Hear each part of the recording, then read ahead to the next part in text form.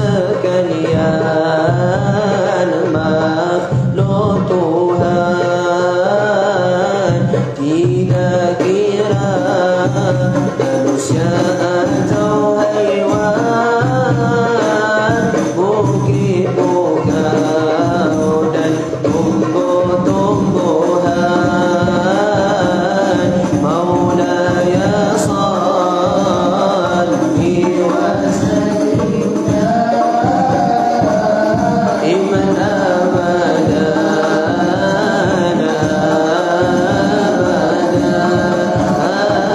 ala habibika khairil khalqi.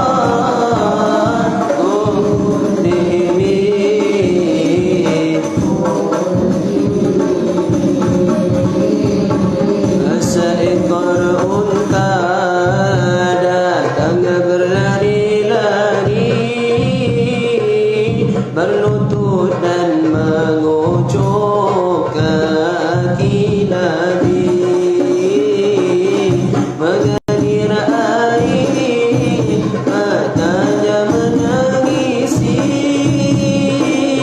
kerana rindu kepada Nabi. Mengadu domba tentang badan sakit, kerja banyak makannya sedikit. Maulaya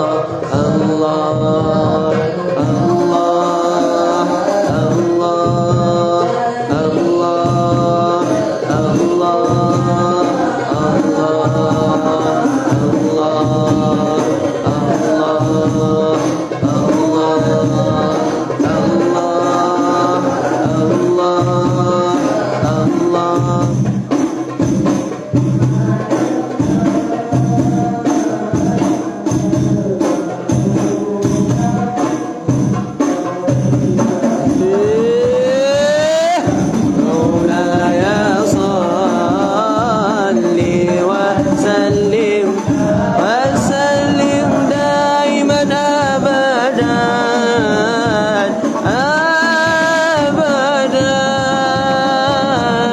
ala habibika khairil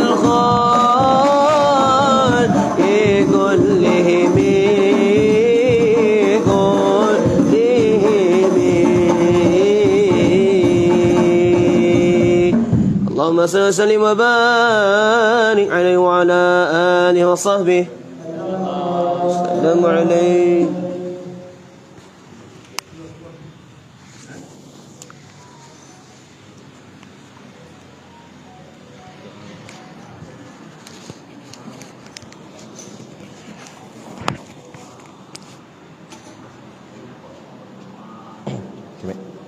Bismillahirrahmanirrahim. Kita sambung. Qala al-muallifu rahimahullahu ta'ala wa nafa'ana wa iyyakum bi ulumihi fid dharaini amin ya rabbal alamin. Kata pengarang kitab, hadhihi, inilah, akan kitab ini,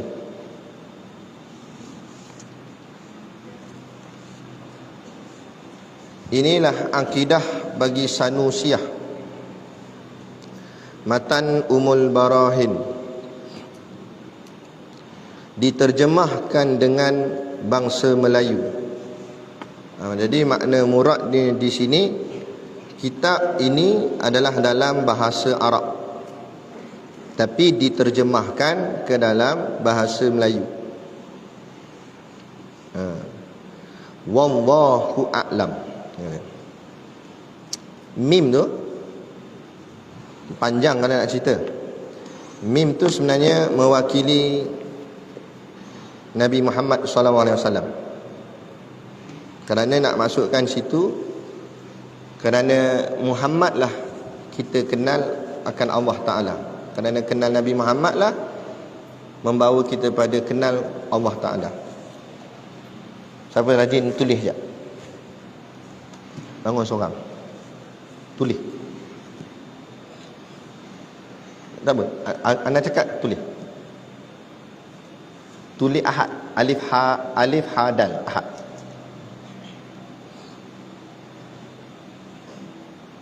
Bawah dia tulis Ahmad. Alif ha mim dal. Jadi mim tu kat situ kerana Ahmad mim itulah membawa kita kenal Ahad. Asalnya alif ha dal, ada ditambah mim di tengah, maka mim itulah Muhammad. Kerana Muhammad lah Nabi Muhammad kita kenal Ahad. Ahad Allah yang esa. Kerana Nabi Muhammad lah kita dapat mengesakan Allah. Sebab tu huruf mim ni dia terkenal dalam masalah akidah perkara ni lah. Sebab tu kadang-kadang ada logo-logo tertentu dia buat huruf mim, hot mim. Cincin pun ada cincin mim. Dia setiap huruf tu ada ilmu dia. Huruf waw ada waw maksud sujud, ada macam-macam lagi lah. Itu ilmu yang sangat dalam. Ni saya nak cerita je kenapa letak mim kat situ. Seterusnya, hadhihi risalata nafisatu. Hadhihi inilah risalata risalah nafisatu. Nafisah. Risalah nafisah. Nafisah artinya bernilai. Yang sangat-sangat bernilai. Mutadamminatu, yang terhimpun padanya itu liaqidati, bagi akidah ahli sunnah wal jamaah. Apa dia ahli sunnah wal jamaah? Ahli sunnah wal jamaah situ ada dua benda, dua perkara. Pertama, ahli sunnah tu sendiri. Ada tak? Sekali. Dia jadi bergema.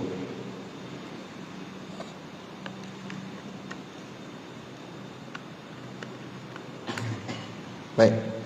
Jadi ahli sunnah wal jamaah. Yang pertama ahli sunnah, yang kedua al jamaah. Sebab tu ada waw kat tengah tu. Waw tu makna waw ataf. Dan maknanya ahli sunnah dan al jamaah. Apa tu ahli sunnah? Maknanya ahli di ni makna dua-dua, ahli sunnah dan ahli jamaah. Jadi sunnah tu apa dia? Sunnah tu makna sunnah Nabi. Ahli yang mengikut akan sunnah Nabi. Mengikut cara Nabi. Pendidikan cara Nabi, semua nak ikut Nabi.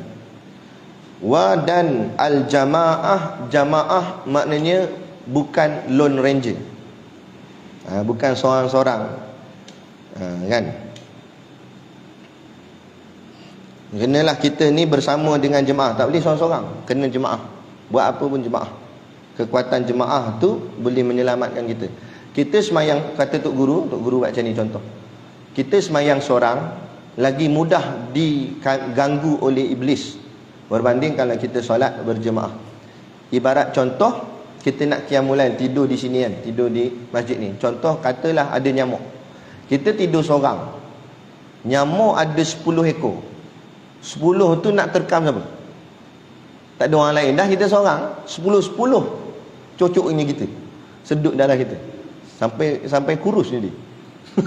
Kena makan. Nah, tapi kalau kita tidur 10 orang, nyamuk tu bersyarat seorang-seorang lah, bagi seorang satu. Jadi setiap seorang seekor nyamuk. Jadi kurang-kurang kita kena seekor. Macam itulah ibaratnya. Sebab tu pentingnya berjemaah. Risiko ada, tapi kecil berbanding dengan kita berjuang seorang-seorang. Juang seorang-seorang, musuh datang dengan kita habis. Tapi kalau berjamaah, kurang-kurang ada kekuatan. Ada orang hantar satu video kat saya. Banyak sangat orang hantar video. Video binatang. Kita ambil video-video yang bermanfaat. Kebau tu duduk seorang dia lah. Kawanan dia terpisah dengan kawanan dia agaknya. Datangnya rimau duduk terkam dia. Rimau banyak, ada 6 ekor berapa, 6 ke 7 ekor. Yang ni sekejap lagi seekor tekan kot belakang, seekor lagi tekan kot depan. Dia struggle lah nak selamatkan diri. Dalam dia tengah kalut-kalut berpusing sana pusing sini, kawan dia datang dari jauh, lari lalu laju. Sondol tu rimau tu, sondol tercampak rimau tu tengok kawan dia datang, lari habis semua rimau. Ramai datang, 3-4 ekor datang. Nampak? Jadi apa fahamnya sini? Jadilah kita seperti apa? Kebau. Jadi kebau tak mandi. Bukan itu maksudnya. Ni duduk berjemaah tu, iblis nak terkam susah. Duduk seorang-seorang habis dah. Batulah Tok Guru dia tak suka orang panggil dia pendakwah bebas. Kata sebutlah nak pendakwah parti Islam Malaysia dia kata. Sebab kita mengaku kita duduk dalam jemaah Islam. Apa nak malu? Kan kita duduk di bawah parti joget. Tu je nak malu. Orang duduk dalam parti joget pun tak malu. Kita duduk parti Islam, apa nak malu? Takut apa? Kan? Ni nama pun Islam. Apa nak takut? Hari ni kita ditakut-takutkan gitulah. Sebut Islam jadi takut. Ahli sunnah wal jamaah laisa fiha, laisa yang tidak akan sama sekali. Kalau la tidak aja, tapi kalau laisa ni maknanya takkan sama sekali. Fiha padanya zaira atau zaira. Itu ghain sebenarnya bukan ain. Zaira. Zaira ni makna dia melencong atau kabur. Yakni ajaran ahli sunnah wal jamaah itu laisa fiha zaira. Tidak akan sama sekali padanya itu melencongkan. Ahli sunnah wal jamaah tak melencong. Tidak kabur. Maknanya tak sesat lah. Wala syubhah. Dan tidak syubhah. Syubhah ni kesamaran. Maknanya kekeliruan. Tak, ahli sunnah wal jamaah tidak keliru. Sebab dalilnya kemas. Kalau macam Wahabi sebagai contoh, saya nak tunjukkan kekeliruan Wahabi. Dia kata Tuhan di langit. Ada seorang kawan ni dia mengaji Madinah, dia mengaji pondok mula. Ngaji pondok, lepas tu sambung belajar, dia pergi sambung ngaji Madinah. Bukanlah Madinah tu tak bagus, Madinah bagus, Mekah bagus, dua tanah haram yang terbaik. Kan? Tapi sebab dah banyak dipelopori oleh golongan Wahabi, universiti-universiti dia apa sebagainya, maka ajaran sana fahaman Wahabi. Bila dia masuk situ, dia punya pensyarah tu ajar kata Allah di langit, Tuhan di langit. Jadi budak ni dia ngaji pondok lama, ngaji kitab-kitab lama gini. Dia rot lah kata guru dia tu, syarah dia tu. Dia kata, ya Syekh, langit tu siapa bagi jadi? Dia tanya. Kata Syekh dia, Allah Husawi. Allah lah yang menjadikan langit. Okey, baik. Jadi maknanya sebelum langit ada, langit tak ada. Allah cipta langit, baru langit tu ada. Jadi kalau Allah tu di langit, masa langit Allah belum cipta, tak ada lagi langit tu, Allah kat mana? Sebab dia kata Allah duduk di langit, langit tu Allah cipta. Jadi masa langit belum dicipta, Allah kat mana? Syekh dia pun kelepok mata. Allah fi hawa ni. Allah berada di udara. Udara pula. Okey tak apa? Dia pun tanya, dah udara siapa bagi jadi ya Syekh? Siapa bagi jadi udara? Syekh dia kata Allah Husawi. Allah lah yang ciptakan udara tu.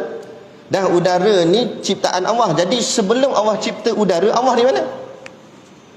Kelepok mata lah kali. Jangan banyak tanya, tak baik dia kata. Padahal dia tak ada stand. Itu saya cakap, batil. Mereka ni tak ada hujah yang kukuh.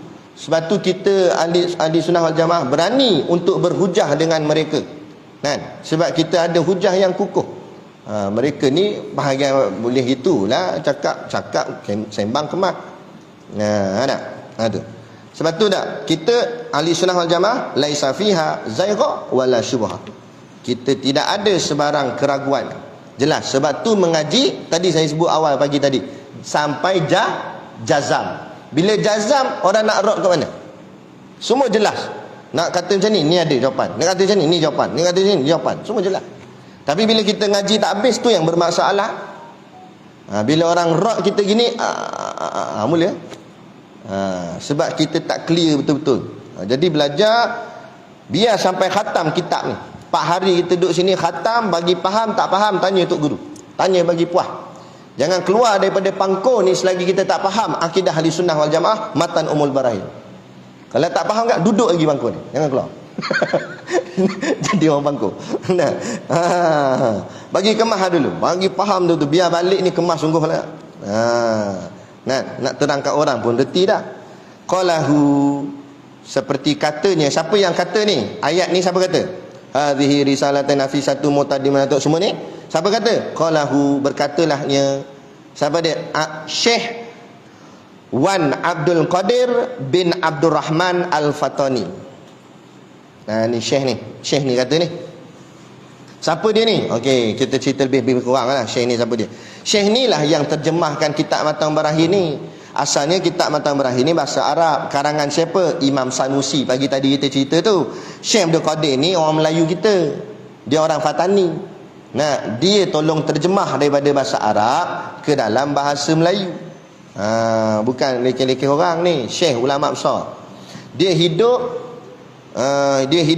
sezaman dengan Syekh Nawawi Al-Bintani. Dia hidup sezaman dengan tu. Sehingga kan kadang-kadang dia mengaji dengan Syekh Nawawi Al-Bintani, kadang-kadang Syekh Nawawi Al-Bintani mengaji dengan dia pula. Jadi sama-sama guru, sama-sama anak murid. Orang dulu macam tu. Kan? Mengaji dengan dia, ni mengaji dengan dia. Tu pinjam-pinjam ilmu kita sama kita.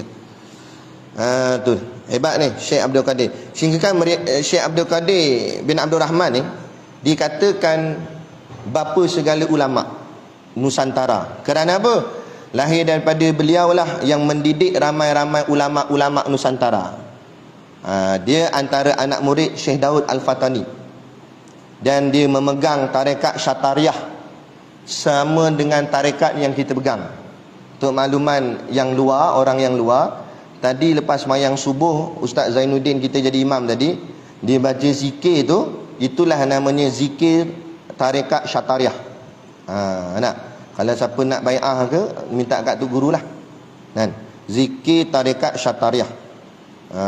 Ni sama dengan Syekh Abdul Qadir bin Abdul Rahman Al-Fatani ni. Mim tu sama juga Nabi kita Nabi Muhammad SAW. Selesai. Muka surat apa ni? 4 4 apa bentuk ni macam ni? Tak apalah. Sebab sebelah dia tulis 5. Baik. Bismillahirrahmanirrahim. Abda'u bismillahirrahmanirrahim. Aku mulakan dengan bismillahirrahmanirrahim. Baik. Dan alhamdulillah. Sini saya tak nak panjang sangatlah. Sebab yang datang pun pelbagai peringkat. Okey, di sini nak disebut bahawa dipanggil ibtidah. Dipanggil ibtidah. Ibtidah ni maksudnya permulaan kitab. Permulaan kitab itu adabnya 2. Dia mesti ada 2. Dipanggil yang pertama al-ibtida'ul hakiki, yang kedua dipanggil al-ibtida'ul idafi. Ibtidah hakiki, ibtidah idafi. Apa makna ibtidah hakiki? Ma taqaddama amamal maqsudi wa lam yusbiqahu syai'un. Sesuatu yang mendahului maksud dan tidak terdahului oleh sesuatu yang lain. Maksud sesuatu yang mendahului maksud. Maksud tu mana? Maksud tu isi kitab.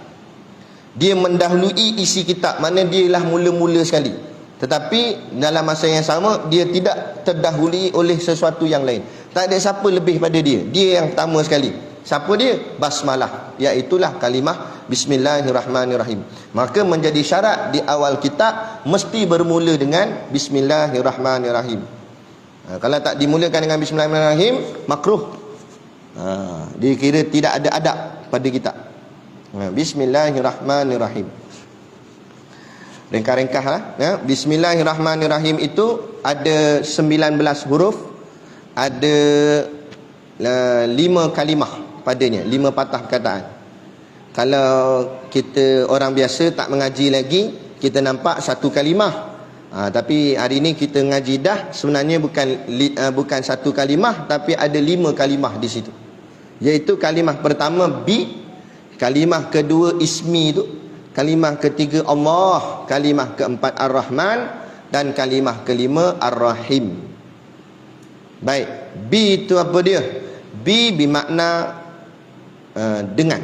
Bi itu maknanya dengan. Bi ni pula, dengan tu pula dia banyak fungsi. Panjang ceritalah. Ada macam-macam fungsi. Dia sebab alat, ni dipanggil ilmu alat.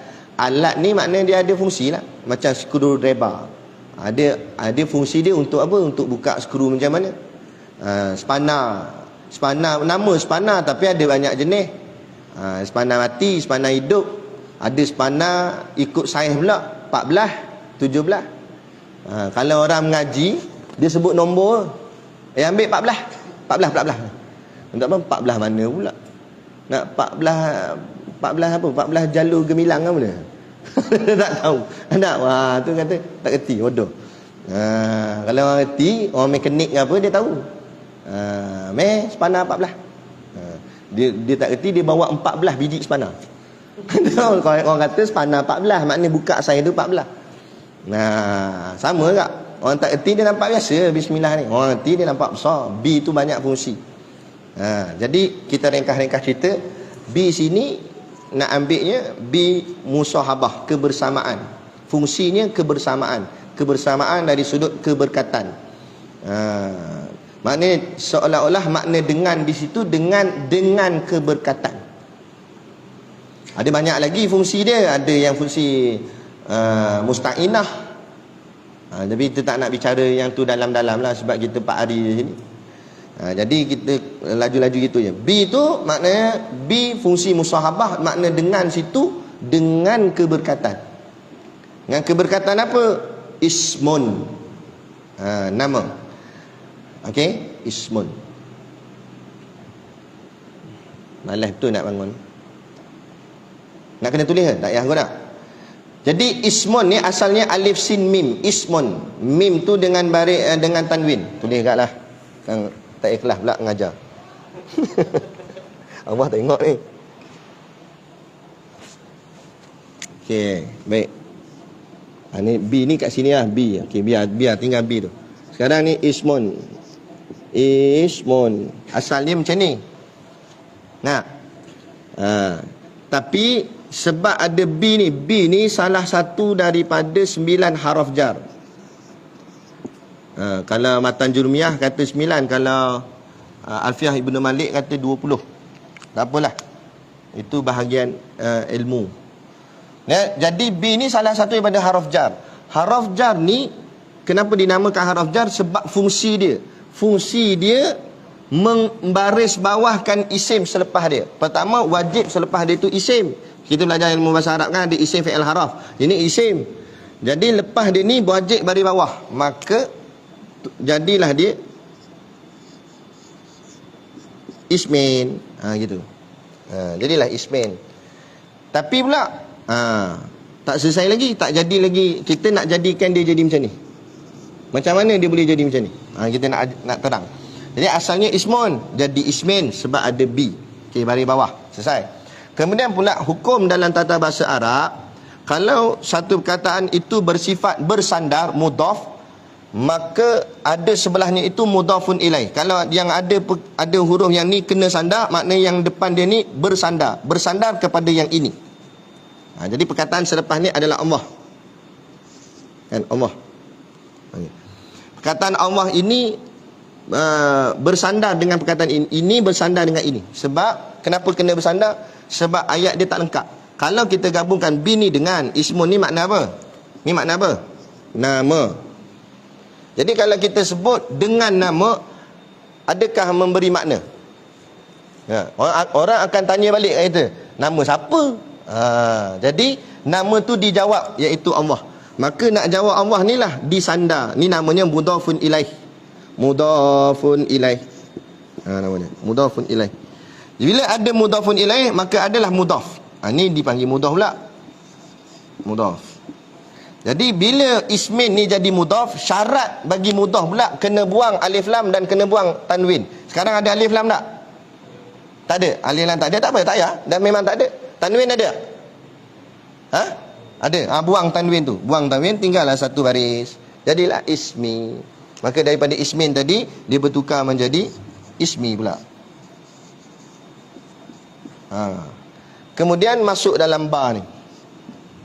Menjadi kebiasaan orang awam, orang awam pula. Orang Arab, dia tak boleh ada alif kat tengah-tengah ni, dia jadi susah ni nak sebutnya ni bismi macam tu. Jadi akhirnya diringkaskan perkataan ini, dihazafkan istilah dia, maknanya dibuang perkataan alif ni. Maka digabungkanlah, maka jadilah bismi. Itu sejarah dia. Tada. Faham tak? Tak faham. Dia tak apa, tak faham tak apa. Kata Ustaz Muhadir Jul, dia kata tak faham tak apa, tapi ambil faham. Dua benda ambil faham di sini. Pertama, ambil faham bahawa ilmu agama tu tinggi nilai dia. Soal baris pun kita pening lah. Lepas tu kita pergi petikai ulama'. Kenapa? Tak? Ulama' ni baris ni kacang goreng bagi dia. Ini kan pula ni soal fatwa apa sebagainya. Lepas tu kita nak petikai alim ulama'. Kita suruh i'rab baris pun pening lah. Tak? Jadi itu ambil faham yang pertama. Ambil faham yang kedua, kalau nak ni maknanya kita kena mendalami lagi ilmu agama ni. Ilmu agama ni sangat luas. Tak cukup dengan kita mengaji kitab ni, saya dah alim dah aku. Dah macam mana dia boleh jadi baris atas, baris bawah, baris depan. Itu namanya ilmu alat nama dia. Saya dulu belum masuk pondok, kita pun tak erti lah. Bila masuk pondok, baru nampak, makin lama kita nampak luasnya ilmu ni. Lagi nampak besarnya ilmu ni. Baru kita akan rasa tingginya nilai agama. Hebat ilmu. Lepas tu baru kita nampak ulama' tu siapa dia. Baru kita kenal siapa tu ulama'. Walaupun tengok jubah dia lusuh, kopiahnya lembik, main dengan ilmu jangan. Selama ni kita nampak yang hebat tu siapa? Yang pakai kot tu kita nampak hebat, kan? Pakai tali leher nampak hebat. Itu dulu. Bila kita dah faham dah betapa dahsyatnya ilmu agama, tak nampak dah yang tu hebat. Kita nampak yang pakai serban tu hebat. Kita nampak ulama' tu hebat, tok-tok guru tu hebat. Walaupun jalannya nunduk aja, kan? Nampak macam tak larat aja, tapi main dengan ilmu, tengok dia syarah. Ada. Baik. Jadi itulah akhirnya menjadi bismi dengan nama. Kemudian disambung pada Allah, maka jadilah dengan nama Allah. Boleh tak? Baik, dengan nama Allah tu pula ada lagi huraian dia. Kita ringkas lagi laju. Nama tu dengan mewakili akan nama-namanya Allah. Banyak saya sebut. Kan? Dengan mewakili pada nama-namanya Allah. Jadi di situ ada khilaf di kalangan ulama tentang nama Allah mana yang dipakai, tapi kita ambil yang jumhur ataupun yang lebih cenderung kuat lagi, maka dikatakan nama di situ mewakili keseluruhan nama Allah. Seolah-olah bikulli asma'illah, dengan semua nama-nama Allah. Macam tu. Bila disebut dengan nama Allah, maknanya dengan semua Asmaul Husna 99 tu. Nama-nama Allah ni terpecah pada dua kelompok, dua grup besar. Satu nama Allah yang bersifat Jamal, satu lagi nama Allah yang bersifat Jalal. Satu Jamal, satu Jalal. Apa makna Jamal? Jamal maknanya yang lembut-lembut, yang indah-indah. Contoh Al-Quddus, Maha Suci. Ar-Rahman, Pemurah. Ar-Rahim, Penyayang. Yang lembut-lembut, kita dengar lembut. Yang satu lagi Jalal, nama-nama Allah yang bersifat-sifat keras ataupun menakutkan ataupun menggerunkan. Al-Mutakabbir, yang maha megah. Al-Muntaqim, nak sebut dia pun nak dahsyat. Al-Muntaqim, apa maksud Al-Muntaqim? Al-Muntaqim artinya yang maha pendendam. Allah maha pendendam. Maksud pendendam sini, Siapa yang suka berkira-kira dengan urusan Allah, maka Allah lagi berkira-kira dengan dia. Nanti di hari akhirat Allah akan cungkil setiap satu kesalahan dia, walaupun sekecil-kecil zarah, Allah akan cungkil. Dia buat silap sikit je, Allah akan ungkit. Kalau dia ni masih hidup dulu, suka mengungkit-ungkit dengan Allah Ta'ala, Allah lagi akan ungkit pada dia. Jangan main. Tu. Atas sifat-sifat ni lah ahli sufi, bila dia kenal Allah, mereka ni kenal Allah, mereka takut pada Allah. Ya, tujuan sifat ni nak bagi kita balance. Kalau kita rasa kita macam jahat sangat, aku ni ada harapan ke nak jadi orang baik, kan?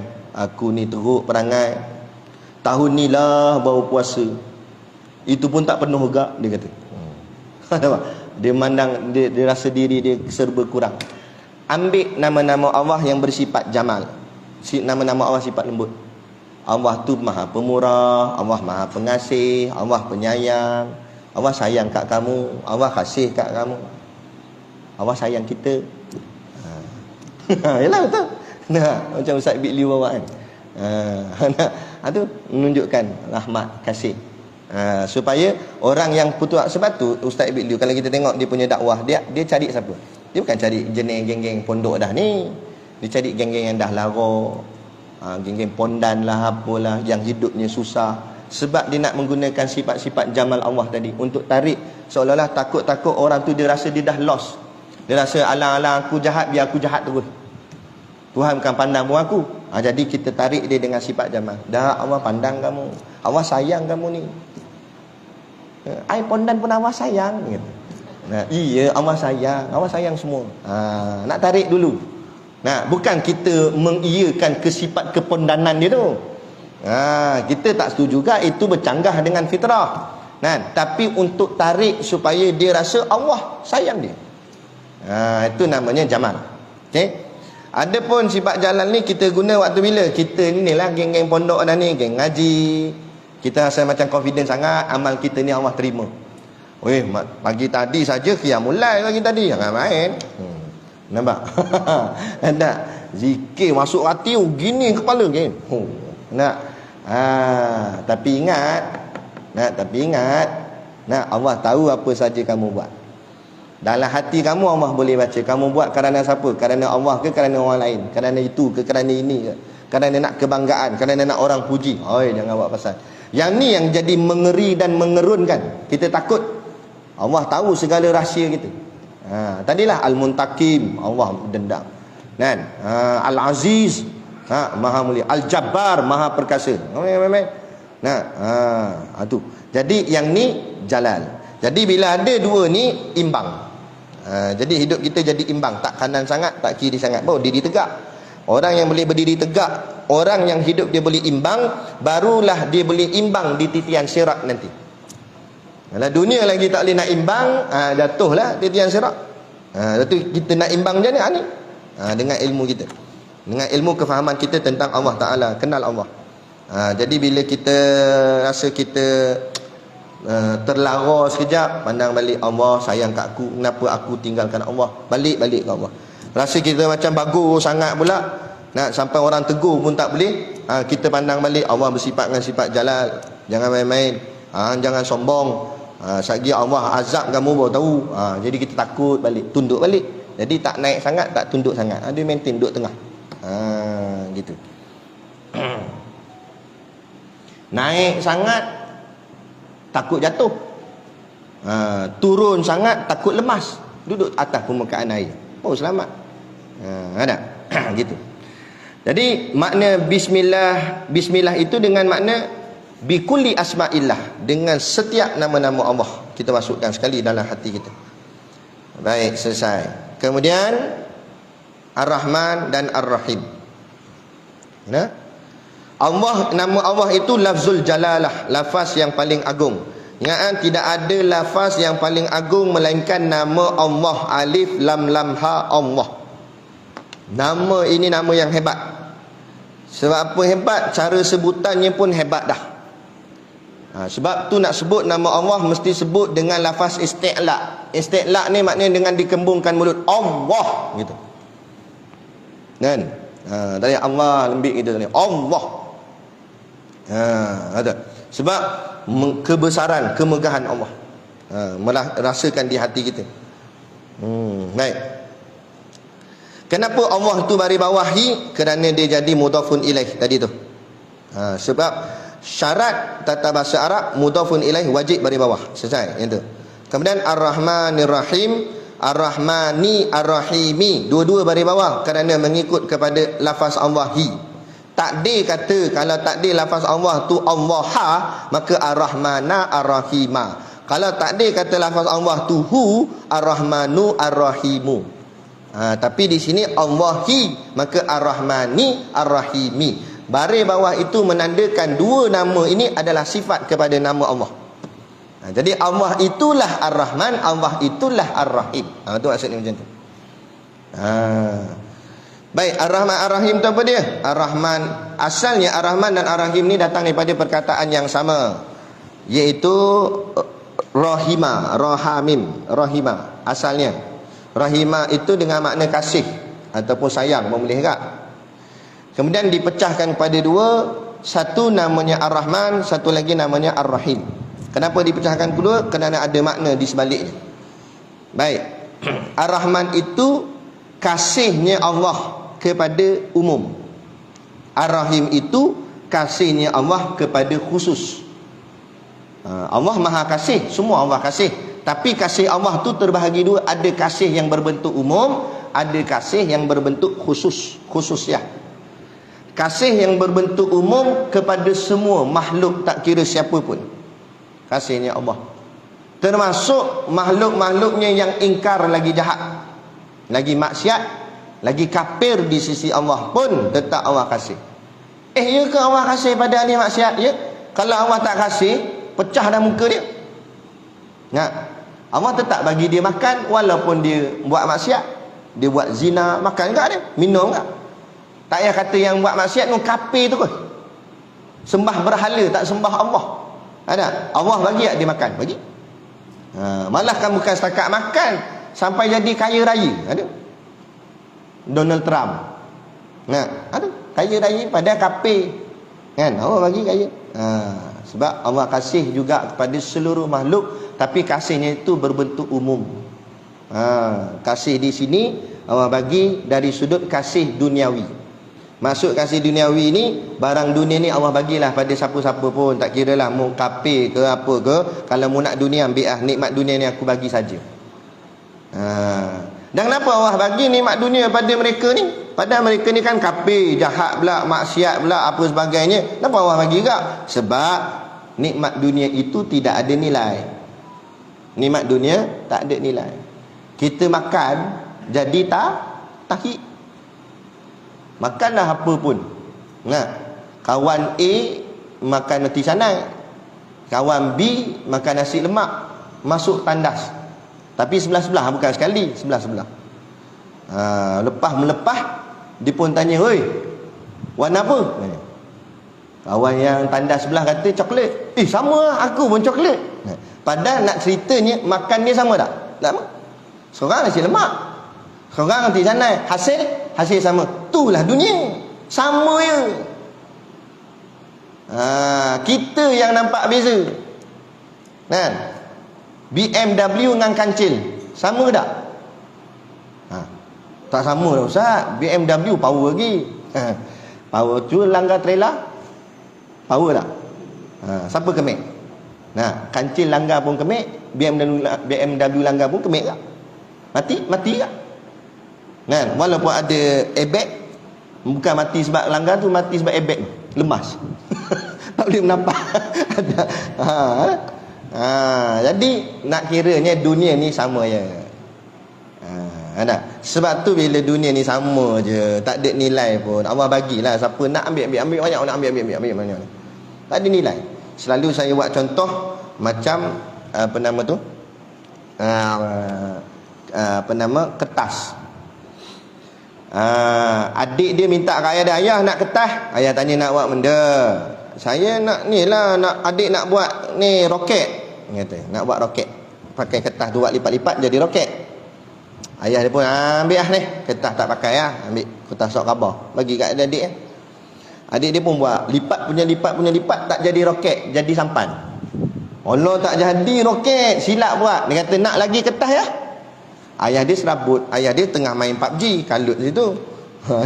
Jadi ayah dia pun ambil sebeban surat khabar lama, ambil banyaknya bagi, ambil. Ambil nak buat. Bapa ayah dia bagi banyak sebab kertas tu tak ada nilai. Nak buat apa buat, anak konyok ke nak buang, ambil Abang ni pergi minta ke ayah dia, ayah nak kertas. Ayah dia bagi apa? Kertas surat khabar. Tak, ayah dia bagi kertas RM50. Yang ni kertas ni ada nilai. Ayah dia tak bagi banyak, bagi selai. Nah, sebab apa? Walaupun selai dia bernilai. Si abang ni bodoh. Oh, adik ayah bagi banyak, ayah bagi selai. Bodohnya abang. Ambil kertas surat khabar, hempuk atas kepala dia. Sebab tu kita jangan jadi bodoh. Tengok orang kafir kaya, dia jadi kaya, aku miskin. Bodoh diiman, dia tak diiman. Faham? Dia kaya-kaya pun kafir. Kita miskin-miskin pun iman. Dan mana lebih bernilai? Iman ke duit? Taib. Kan? Nah, sungguh kan? Itu sebab tu biar kita cerdik. Inilah belajar ilmu baru cerdik. Tak belajar ilmu jadi bodoh itu kan. Jadi mainan tipu daya setan iblis orang kafir. Sebab tu jangan kita terliur. Saya buat satu kisah. Sebab ni kat Pangkor, kisah Hasan Nelayan. Dia pergi ke laut. 2 orang. Seorang tu Islam, seorang tu kafir, apik. Acong pun nak sebut nama Tuhan dia lah konon-konon ni. Acong pun baling pukat tu, Topekong kata. Dia Topekong anak kan. Konon-konon dia yakin sangat Topekong dia bagi dia rezeki nanti. Ada. Tunggu punya. Okey, tiba-tiba dah sampai masa nak angkat dah.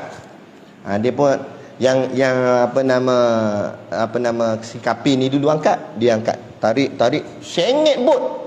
Ya Allah beratnya. Tarik sungguh-sungguh tarik. Tarik tengok dalam pukak penuh ikan. Kelopak ikan penuh. Banyak entah berapa ekor, banyaklah ikan naik.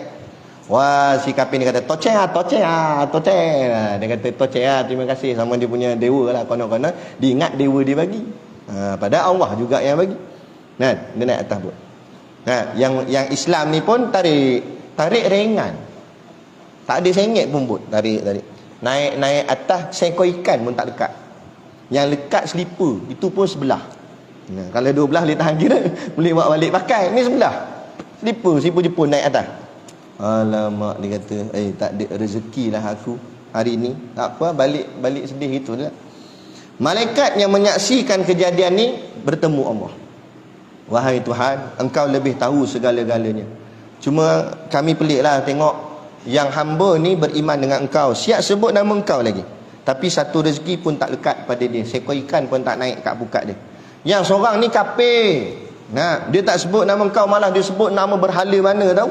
Tapi Engkau bagi ikan melambak-lambak pada dia. Kata malaikat, cannot brain lah kata. Contoh tak adalah malaikat kata gitu. Tapi maksudnya tak faham lah macam mana boleh jadi macam ni kan. Itulah kita makhluk tak faham. Allah lebih tahu. Sebab tu wallahu a'lam, Allah lebih tahu apa yang baik untuk kita. Maka Allah jawab, apa guna si kafir tadi dengan bot, dengan pukat, dengan ikan-ikan, aku humban dia dalam neraka. Apa guna banyak ikan dia dapat, tapi akhir hidup dia nanti aku akan bakar di dalam api neraka. Sedangkan hamba aku yang beriman ni, walaupun dia tak dapat seekor ikan pun, tapi di akhir hidupnya aku akan sediakan mahligai yang sangat indah pada dia. Jadi jangan diukurkan yang sekarang, diukurkan yang akan datang. Itu yang dipanggil masa depan. Lepas tu bila ditanya kepada Syekh Abdul Qadir Al-Mandili, orang mengaji pondok, mengaji agama ni, masa depan dia nak makan apa? Orang tanya dia. Zaman dia lagi orang sudah pelikih-pelikihkan orang mengaji pondok. Orang mengaji pondok nak makan apa masa depan sijil tak ada. Apa jawab Syekh Abdul Qadir Al-Mandili? Kata Syekh Abdul Qadir Al-Mandili, mereka yang mengaji agama, mereka yang mengaji pondok, masa depan mereka akan memetik buah-buahan di syurga. Itulah buah-buahan yang akan mereka makan. Kerana makna masa depan bukan 10 tahun akan datang, tapi makna masa depan ialah masa akhirat. Orang yang hari ini susah hidupnya, tapi dia bersusah-susah untuk agama dia, maka Allah jamin kesenangan dia nanti di hari akhirat. Kita nak mencari kesenangan dunia, takut-takut yang kita dapat kesusahan akhirat. Na'udzubillah. Jadi itu makna Ar-Rahman. Allah boleh bagi pada siapa-siapa pun, sebab dunia ni tak ada nilai. Mu nak ambil banyak mana? Kata ulama, kalaulah dunia ini ada nilai di sisi Allah, nescaya Allah takkan bagi setitik air pun pada si kafir. Kalau dunia ni ada nilai, tapi sebab dunia tak ada nilai, tak payah kata setitik air, apa saja mu nak ambil, ambil Mu nak kulon sangat, nak kaya, nak rumah mewah, rumah besar, kereta besar, ambil. Tapi last sekali kamu akan ke dalam juga. 7 kaki dalam. Betul tak? Berempah pulah kerja siang malam. Orang kata ni ada daurah ni ngaji lah. Sibuk. Cari duit punya pasal. Sebab apa? Nak tunggu pencen, nanti dapat duit pencen, nak buat rumah kat kampung, banglo 3 tingkat, siap kolam renang, walaupun tak pandai berenang. Nak tunjuk gah hebat. Habis kerja pencen dah, bawa keluar duit pencen apa semua ke apa ke, duit ke SP ke apa, habis buat rumah. Kontraktor kata rumah ikut plan ni, ikut design ni 3 tahun baru siap ni, kata. Tak apa, 3 tahun pun tak apa, asalkan rumah saya paling besar dalam kampung ni. Nak bagian tunjuk lagak lah. Tak apa. Lepas 3 tahun siap rumah. Bila dah siap rumah, bagian nak serah kunci. Takkan serah saja rumah besar, buat majlis, siap ambil gambar lagi. Ambil gambar, nak serah kunci je, ambil gambar. Tengah nak serah kunci tu batuk 3 kali. Mati terus. Mati terus, sempat tak tidur dalam rumah besar tadi tu. Nak kumpul duit kat berpuluh tahun, 60 tahun kerja kumpul duit, nak boleh ke buat rumah besar tu, lah kali mati, tidur saat pun tak masuk dalam rumah tu. Mana tidur? Baitul Turab, rumah tanah. Tu lah rumah kita. Tak payah beli geran pun, confirm ada lah. Jangan risau. Tak payah buat loan. Setiap seorang ada satu. Jangan tamak nak 2. Ada kan? Setiap seorang ada satu. Tu Sudirman pula, Sudin dan cerita Piramli. Ada bilik kosong. Elok tu. Berapa saiz dia agak-agak? Dengar kata 3 kaki lebar, 7 kaki panjang, 7 kaki dalam. Haji pun fikir, besar tu luar. Itu kubur, dia kata. Nak ajar kita tu. Piramli nak ajar kita. Itulah rumah kita. Yang dipulun sangat dunia ni, kenapa? Lebih kurang sudahlah, kata Tok Guru, asal boleh tumpang teduh, tak kena hujan panas. Jadilah rumah ada. Bukan kita sampai tidur merempat, ada rumah untuk tak kena panas hujan. Jadilah. Yang penting ni ibadat kita tang mana, ilmu kita tentang Allah tang mana. Itu Ar-Rahman, pemurahnya Allah pada semua. Ar-Rahim, kasihnya Allah pada yang tertentu sahaja, yang dikhususkan. Siapa dikhususkan? Orang yang beriman sahaja. Mana kasihnya Allah? Yang ni yang saya kata tadi, Allah tak bagi dalam bentuk harta dunia, sebab harta dunia tu tak ada nilai. Tapi Allah bagi harta akhirat. Apa dia? Syurga. Nak boleh syurga, kuncinya apa? Iman. Jadi tak semua orang Allah bagi iman. Orang yang Allah pilih je. Lepas tu saya cakap, hodoh-hodoh kita pun mungkin kita tak lawa mana lah. Telinga kembang sebelah. Nak hidung congek contohlah, katalah muka tak apa-apa lawa. Tak lawa pun tak apa, tapi Allah bagi iman. Orang muka lawa, Mak Saleh, hidung mancung ni, dagu belekuk ni. Hidung tu boleh sangkut hanger, tajam. Punya hebat, lesung pipit sampai sini, lesung pipit. Lawa lah, putih melepak apa semua, tapi kapir kena bakar. Ratu cantik pun kalau kena bakar, jadi ratu cantik ke ratu hodoh? Ada tu? Lepas tu kita kena faham. Ni yang kita nak ialah iman. Tak apa, kita tak hebat tak ada mana, kita tak. Lepas tu lah kita pandanglah diri kita. Aku bukan baik sangat. Aku tahu apa dosa aku buat ke Allah Ta'ala. Tapi Allah pilih juga aku jadi orang yang beriman, orang yang dikasihi Allah. Ini yang jadi kita jatuh ni. Itulah sujud, tunduk Allah, ya Allah. Saya banyak kali tahu. Saya dulu jalan lambat tak apalah, nak kongsi kan. Saya dulu lah main motor lah apa semualah. Lepas tu sekali tu saya datang semayang tarawih, ingat bulan Ramadan dululah kat kampung tempat saya. Saya dah semayang belakang, dengar imam kat depan tu umur 14 tahun, budak muda tahfiz Quran. Ya, dia baca lancar sedap. Tak tahu hari tu terdetik di hati, ya Allah, aku teringin nak jadi macam dia, ya Allah. Nak sedap, dia boleh hafal Quran, dia boleh baca Quran, boleh jadi imam lagi. Aku ni malulah jadi anak lelaki dalam keluarga, jadi imam pun tak reti. Aku malu dengan mak ayah aku. Nah, aku ni lara tak habis-habis main motor. Kalau boleh jadi macam tu kan bagus. Walaupun nakal-nakal aku terdetik dalam hati ni nak jadi kan orang yang soleh, orang yang baik, orang macam budak tu. Terdetik hati. Itu kata kalau kita berjalan pada Allah, Allah berlari pada kita. Hari ni Allah makbulkan apa yang saya minta.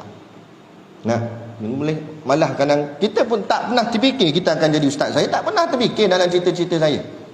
Dari kecil orang tanya cita-cita nak jadi apa? Mula nak jadi askar. Tengok askar kena tembak dah dia. Lain kali nak jadi engineer. Jadi dah engineer. Tapi rasa hidup kita ni kosong. Rupa-rupanya kita nak jadi hamba Allah. Nah, jadi bila dapat duduk di sini, kita pun tak pernah sangka. Pernah saya pengalaman saya berkuliah, kadang-kadang tempat kursi yang saya duduk tu pernah diduduk oleh Tuan Guru Haji Hadi. Program sebelum tu Tok Guru Haji Hadi berkuliah di situ. Esoknya saya pula kuliah. Diorang kata semalam Tugu Presiden duduk sini, Ustaz. Kita nak duduk tengok kursi, Allah, layakkah aku duduk di kursi yang pernah diduduk oleh ulama? Aku tahu perangai aku macam mana, sikap aku macam mana, jahat aku macam mana, dosa aku macam mana. Tapi itulah rahmat dan kasihnya Allah. Lepas tu jangan kita memandang kita ni, ya, kita merendahkan diri tu tak apa, tapi jangan sampai menghinakan diri sampai kita anggap Tuhan ni tak sayang kat kita, tak apa. Aku ni tak ada masa depan, aku ni memang jahanam lah. Ada ngaku itu pula. Ada seorang pelajar pondok dulu, teringat pula. Boy gelak lah. Nah, ada seorang pelajar pondok ni, Tok Guru mengajar, biasalah di pondok kita Tok Guru mengajar bab tasawuf kan, rendahkan diri, rendahkan hati. Tapi dia ni rendah sangat. Sekali tu dia jadi imam. Kami semayang belakang, okey lah, semayang tak ada apa. Sampai wirid pun okey. Sampai kat doa, dia pun doa tanda tangan, kami pakat tanda tangan doa. Tapi dia tak pandai doa bahasa Arab. Jadi dia doa cakap Melayu. Tak apa, tak ada masalah. Dia pun, ya Allah, ampunlah dosa kami, ya Allah. Amin belakang. Ya Allah, nak kami ni jahat, kami lalai, kami leka, kami hamba-Mu yang hina. Amin. Tak apa lagi boleh terima. Kami ni hina, ya Allah. Okey, amin. Kami lagi hina daripada Firaun, ya Allah. Allah. Gini tu, ni bukan amin ni, mana boleh. Teruk sangat. Firaun tu laknatullah. Kalau kita lagi hina pada Firaun, 2 kali laknat kita ni. Takkan nak ngaku sampai macam tu. Dia kena, oi, apa doa macam ni ni? Tu rendah sangat pun tak kena kat. Hati-hati jaga, jangan sampai macam tu. Yang kata saya lagi jahat daripada iblis. Iblis pun terkejut. Dia kata, aku harap juga punya. Ada pula lagi jahat daripada iblis. Janganlah sampai macam tu. Rendah diri juga. Jadi Allah sayang kita. Allah kasih. Tanda Allah sayang, Allah bagi kita iman yang Allah tak bagi pada orang lain. Berapa ramai tu jadi Hindu, jadi Buddha, jadi Kristian, jadi Yahudi. Walaupun kadang-kadang mungkin perangai mereka tu dari segi perangai biasalah nampak baik, tolong orang, buat donation dan sebagainya, tapi iman tak ada. Allah tak beri pada dia sebab Allah tak pilih dia. Allah tak kasih pada dia. Kita ni buruk-buruk kita pun Allah pilih kita. Dalam ramai-ramai orang, dalam banyak-banyak manusia, Allah pilih kita ada iman. Tinggal lagi kita hargai apa yang Allah beri. Apa dia iman tu tadi? Hargai iman dengan jaga iman tu.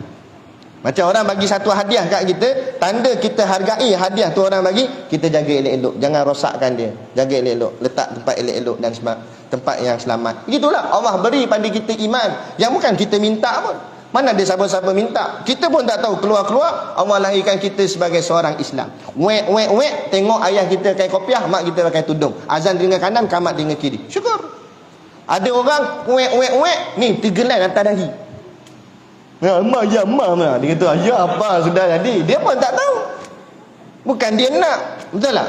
Allah yang tentukan. Allah tentukan kita jadi orang beriman. Syukur.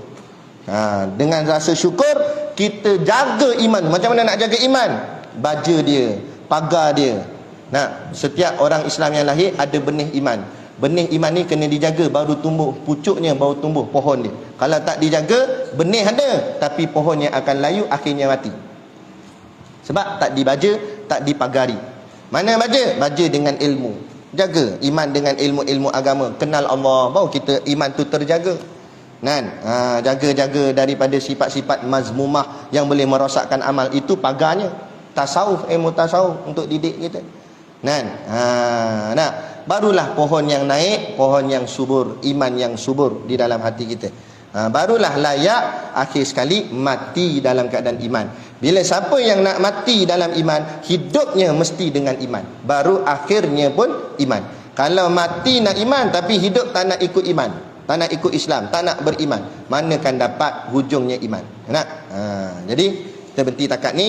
Nanti kita serah ke Ustaz Zainuddin lah untuk mensyarahkan alhamdulillah wassalatu wassalamu ala rasulillah. I'lam annal hukmal aqli yanhasiru fi thalathati aqsam. Matan baru mula masuk kitab.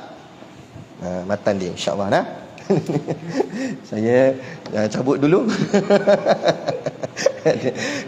Insya-Allah. Nah, baik. Moga-mogalah istiqamahlah sampai ke hari keempat. Jangan berpaling tadah. Kan? Jangan dengar hasutan syaitan noh. Dia kata balik apa panas ni duduk sini ada apa. Nak dengar ni kuliah masjid banyak kat luar ada. Dia nak hasut kita sebab dia nak menggagalkan kita. Kita marah dia balik. Diam, jangan kacau. Balik syaitan. Tapi nak marah tu tengok dulu takut ada kawan sebelah. Jadi kawan kita marah aku ke? Ada. Jadi cukup sekadar tu pertemuan kita untuk pagi ni. Dan selepas ni Ustaz Zainuddin sambung. Dan insya-Allah kalau Tok Guru sempat, asar Tok Guru masuk. Dan maghrib insya-Allah Tok Guru ada.